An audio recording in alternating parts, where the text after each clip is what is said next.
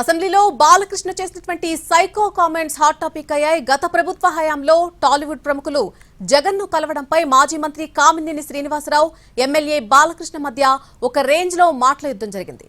YS Jagan అప్పట్లో ఆహ్వానించారు అంటూ మాజీ మంత్రి కామినేని శ్రీనివాస్ చేసిన కామెంట్స్ కు కౌంటర్ ఇచ్చారు ఎమ్మెల్యే బాలకృష్ణ.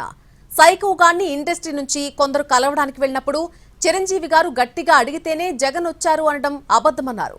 ఎవ్వడూ ఆ సైకో గాడి దగ్గర మాట్లాడలేదు అంటూ బాలకృష్ణ ఫైర్ అయ్యారు.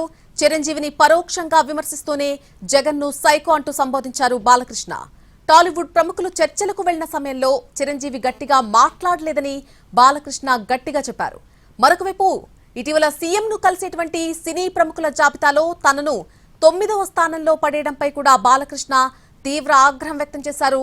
ఆ జాబితా ఎవడు తయారు చేశాడు అంటూ పరోక్షంగా సినిమాటోగ్రఫీ మంత్రి కందుల దుర్గేష్ పై విమర్శలు గుప్పించారు బాలకృష్ణ. జగన్ సీఎంగా బాధ్యతలు చేపట్టాక టాలీవుడ్ నుంచి ఎవరూ వెళ్లి ఆయన కలవలేదు, కనీసం కర్టసీ కన్నా కూడా విషెస్ కూడా పంపించలేదు అంటూ ఆరోపణలొచ్చాయి. పోసాని కృష్ణమురళి లాంటి నేతలు ఈ అంశాన్ని తెరపైకి తీసుకొచ్చారు. ఆ తర్వాత పాలసీలో భాగంగా అప్పటి వైసీపీ సర్కార్ సినిమా టికెట్ల ధరలను భారీగా తగ్గించింది. రూరల్, టౌన్, సిటీల ఆధారంగా టికెట్ల రేట్లు తగ్గించేసింది. ఇది పెద్ద దుమారానికి దారితీసింది.